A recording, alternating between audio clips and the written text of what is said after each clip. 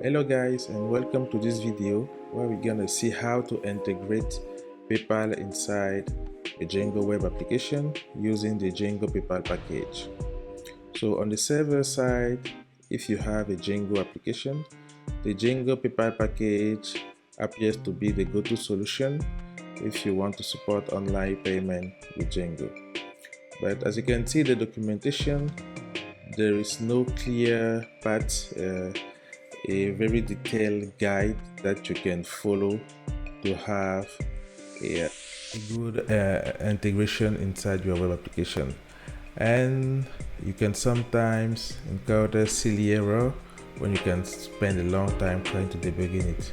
So that's why I've made this video, and I hope you'll find it useful if you want also to support PayPal inside your Django application. So let's get started.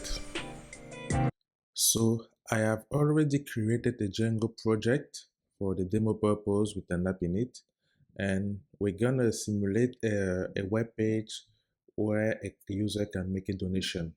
So basically we enter a name, your email and amount, and then you click that button to pay with PayPal. So all the connections are already made, and so if I go into the models in the app application, so it's just a name, email, amount, the date of the payment, a status, and also an invoice ID. Invoice ID will be a unique ID used to identify a payment, and just some simple validation error to check that the amount is positive. And also I have a form to display only the name, email, and amount. And in the views, if I go to the home, so we display the form and we render. So on validation we render it.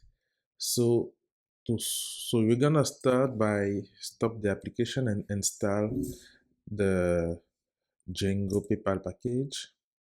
So pip install Django PayPal.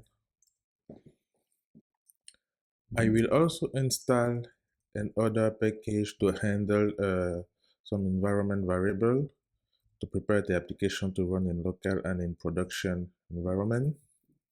But not really necessary for the tutorial, but still a good practice. So right now I'm gonna create the .env in the main project, uh, this file, and I'm gonna add two variables in there. So the first one would be a PayPal receiver email that we're gonna set to some to the PayPal business email account. So in that case, it will be the sandbox email, and the other variable is to indicate to the Django PayPal that we are in the test environment. So next, you need to get back to the settings.py to actually read that file. So to do that, we're gonna import the module,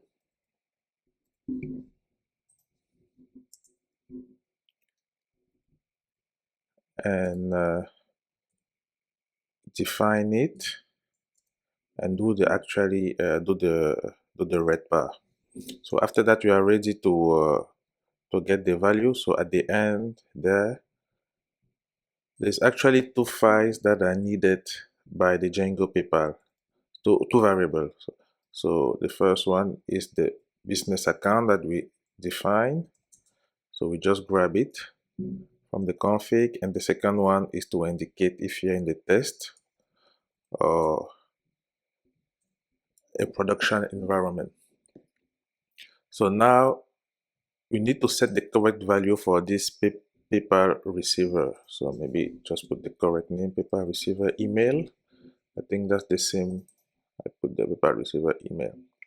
So to do that, you actually need to go to the PayPal developer account. Sometimes people get confused on how to test with PayPal, but uh, here I need to have a sandbox business account I can use for the test.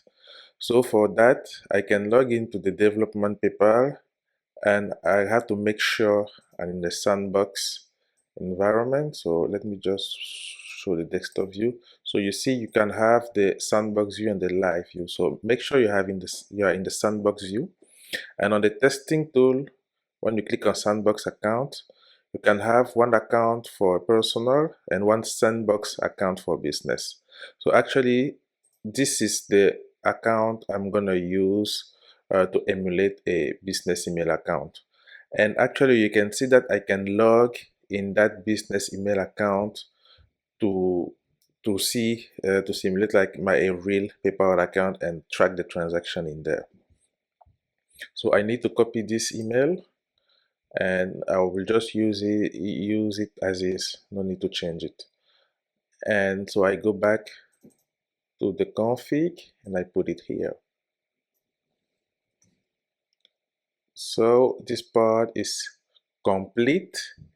Um, so while I'm in here, I'm gonna log into the sandbox paypal.com to another step you need to make. So I'm gonna log in, and you can see that I actually have the email and the password there, so I can just log in.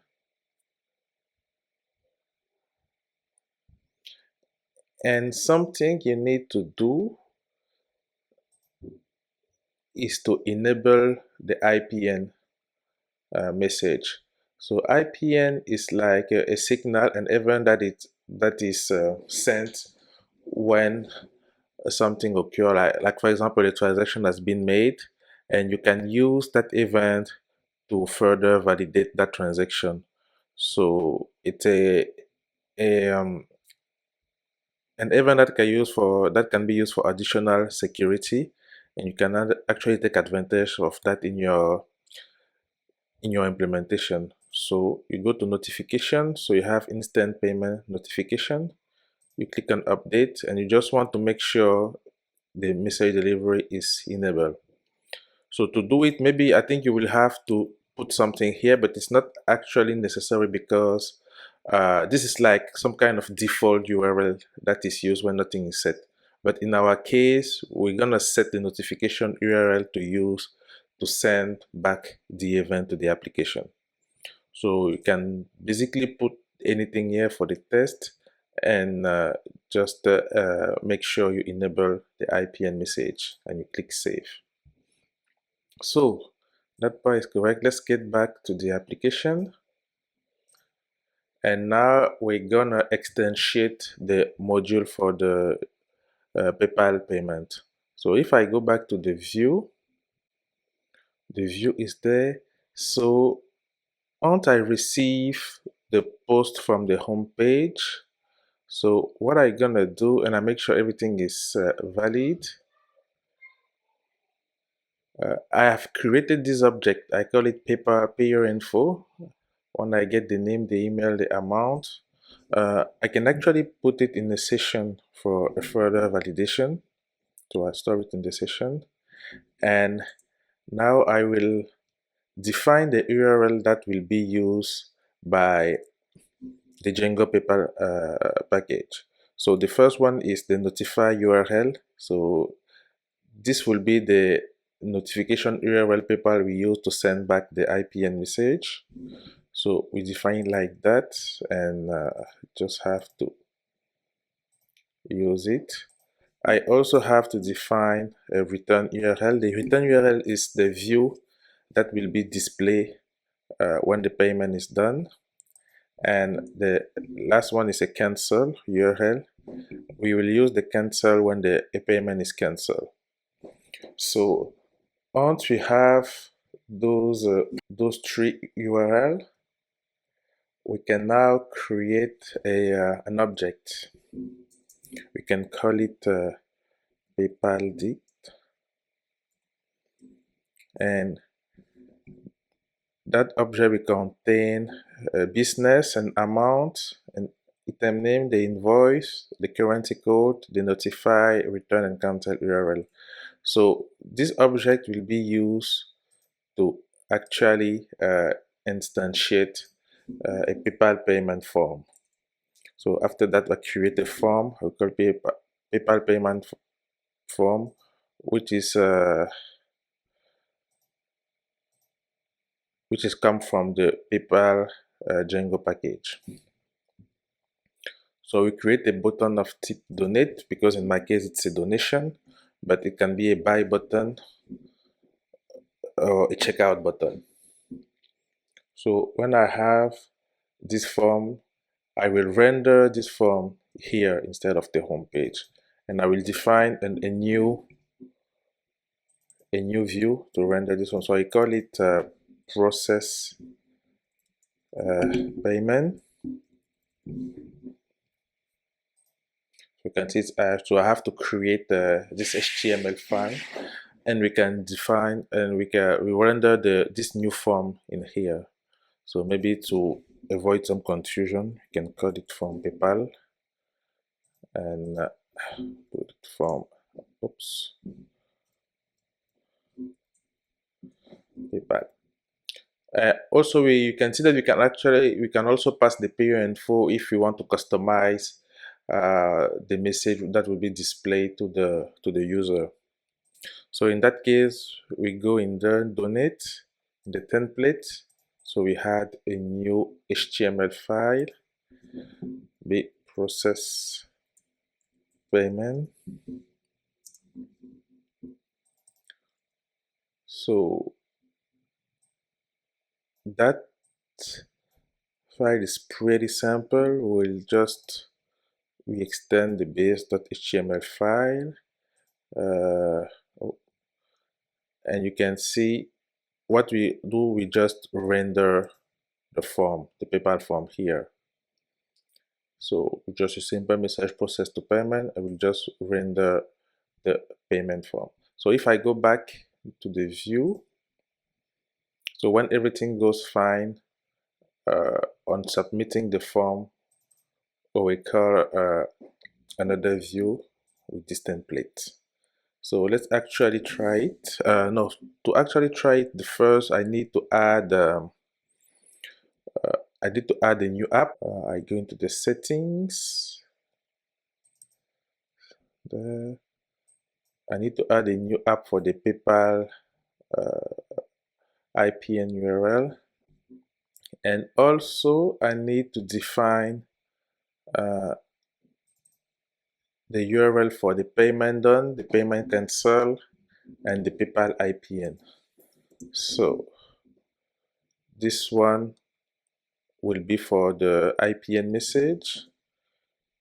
This one will be for the payment done, and this one will be for the payment cancel. So actually, you see that I need to implement the corresponding view. So maybe I can have this one. So it will be a simple render. So request with a new template I have to create, and I can do the same here for the payment cancel.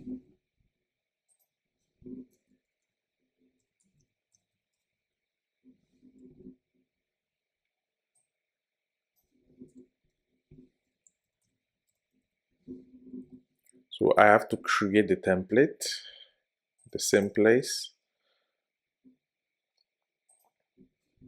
So it be payment done.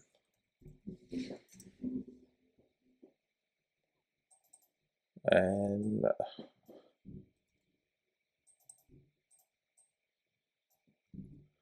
we can simply put a message payment done.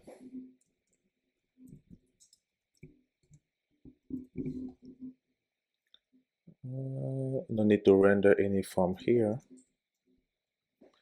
And also I can duplicate this.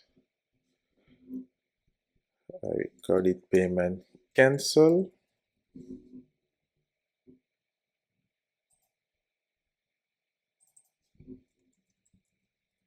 And like this.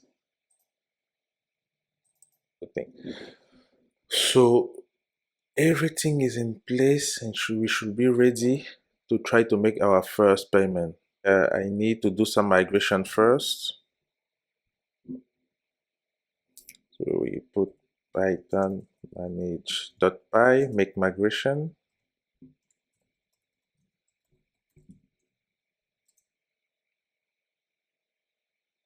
And then Python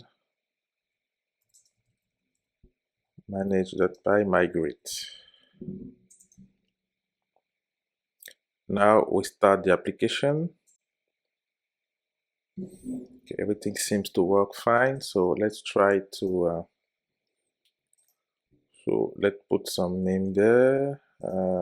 If in email there's no validation for email, we put this amount, I don't know, 35.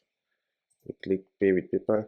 So you see the PayPal form has been rendered here, and if I click donate,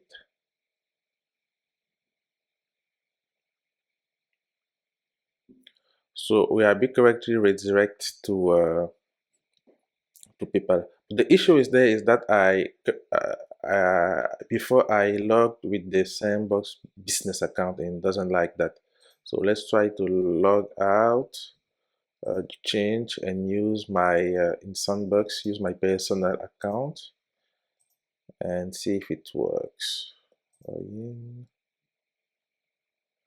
Okay, so it doesn't like it, so no problem. We're gonna start again.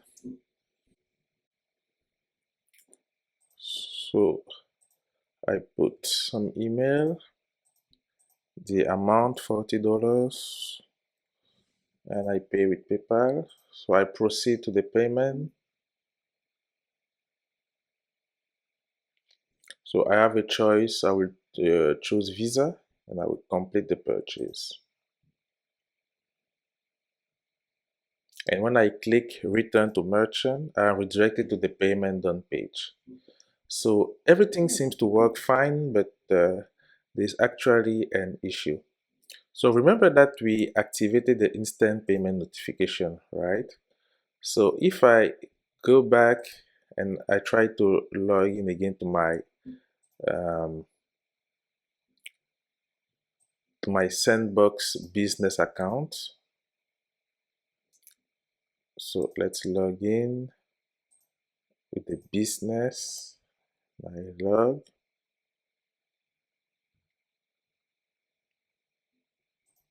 So I can see that if I go in the activity or transaction,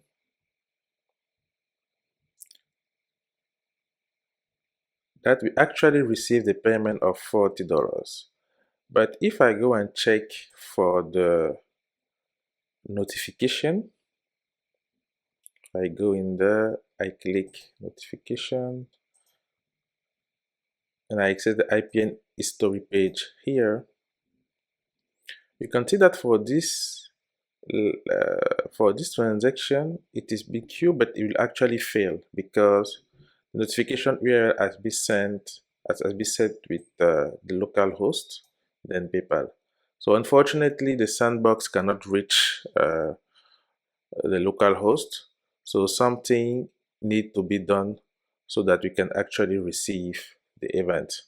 And also, we didn't do anything in our code to handle this notification message. So they are the final step that's missing in this demonstration. So to make our app localhost available to the outside, we can use a service like ngrock, where with a free account we can get a free domain where we can redirect our application. So it's actually pretty easy to go in there to search for an account and get the credentials so that you can configure, and the instructions are pretty easy to follow. So me, I have already done that. So the thing I have to do is just to call ng HTTP with the port number, and any application that run on the local host 8000 will be redirected to this new domain.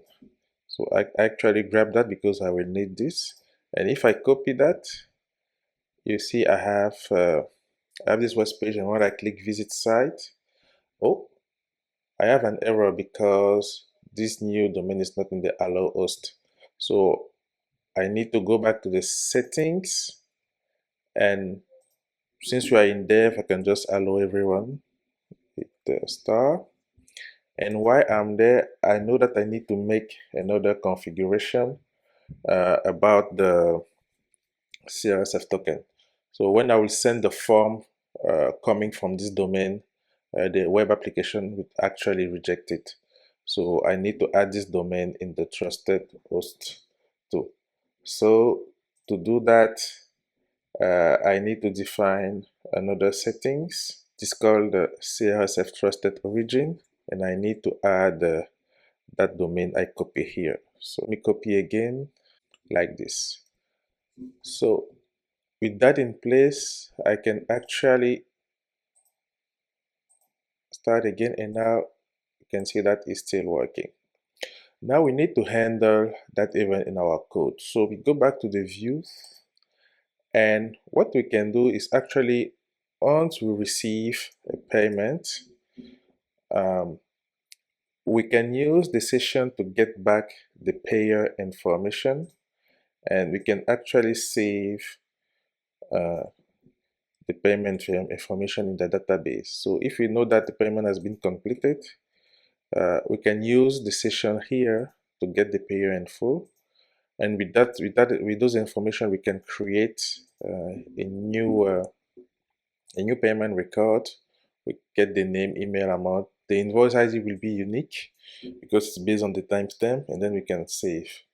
So remember, the default value for the, if I go back to the model, default value for the status will be actually n/if. Can choose a better name, but maybe pending would be better.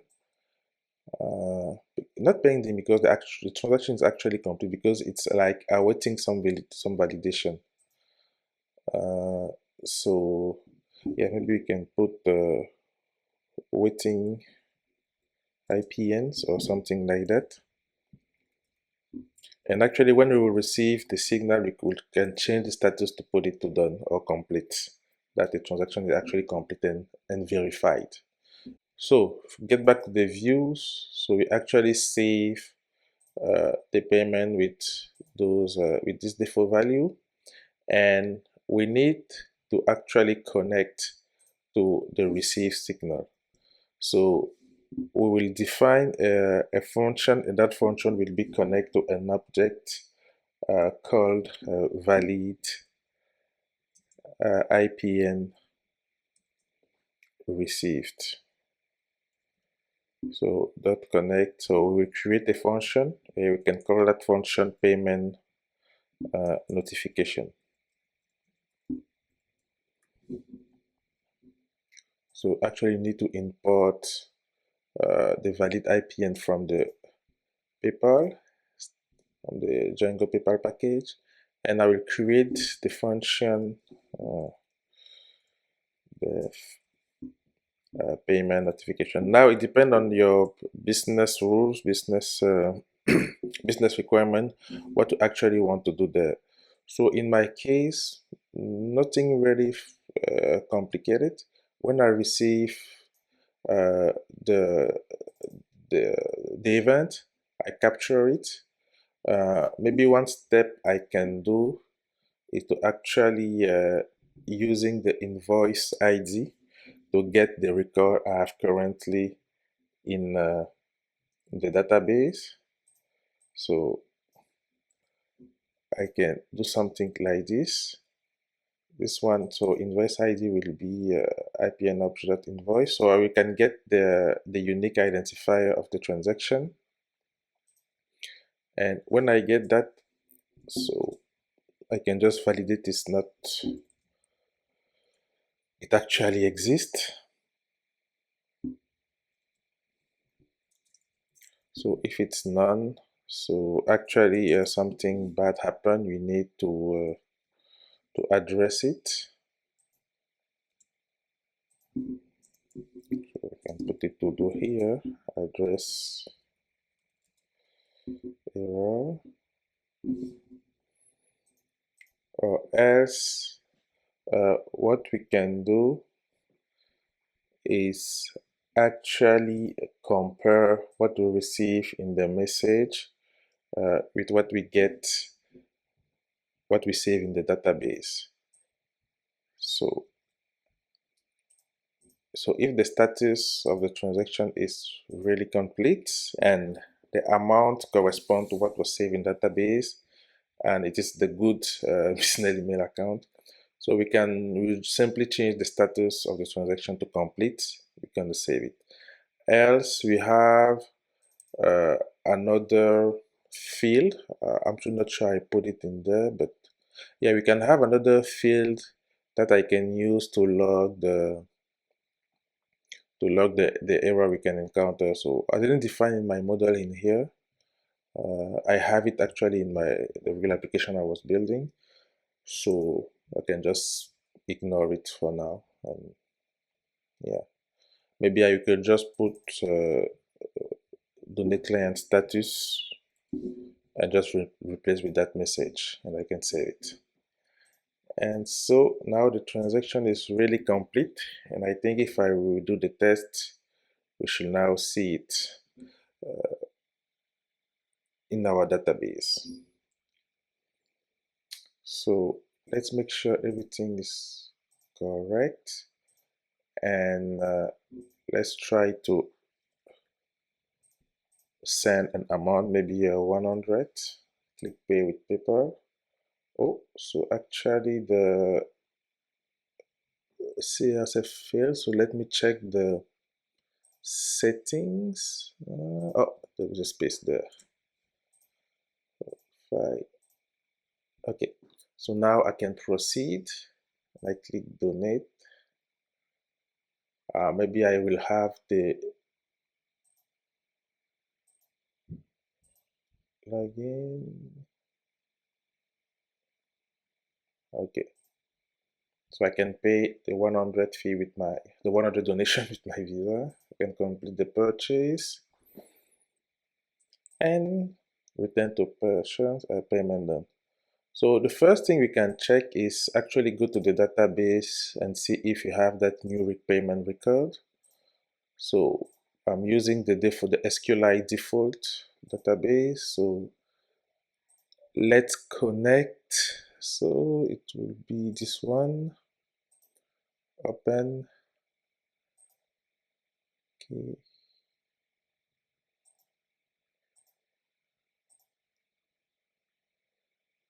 So yeah, so the table is here. If I actually try to edit data, yeah, so I can see I have my transaction there with the amount, uh, the payment date. So yeah, waiting IPN as the status, and the invoice ID will be set with the timestamp. So, and if I go in there to my sandbox, I don't think I'm still logged. Let's try to see. Okay, so if I connect back to the business account and I go to the notification, update, I try to go to the IPN story page. So the first thing we can check that the first transaction we made is in retry, but it will eventually fail. So you see it failed with this 503. And if I go back to the more recent transaction, it is still queue, so we'll wait a little bit. First thing, we validate that we are not sending it to a local host, but with the real with the application, with the domain generated by the application in work. And maybe we can wait a little bit to try to see the notification being sent and captured by our application. Okay, so as you can see, the delivery status is sent. So normally if I go back in here and I try to refresh the data in my database, okay, now I can see that the status is complete. So we receive the event and everything went well. So yeah, so that's actually how we can handle how we can integrate Django PayPal in your application without too much hassle. So thanks for joining and listening. I hope you find it useful. And there's actually a blog that I prepare that explain what we just did, and also we can find you can find a Git repo with the project we just made. Cheers and see you next time.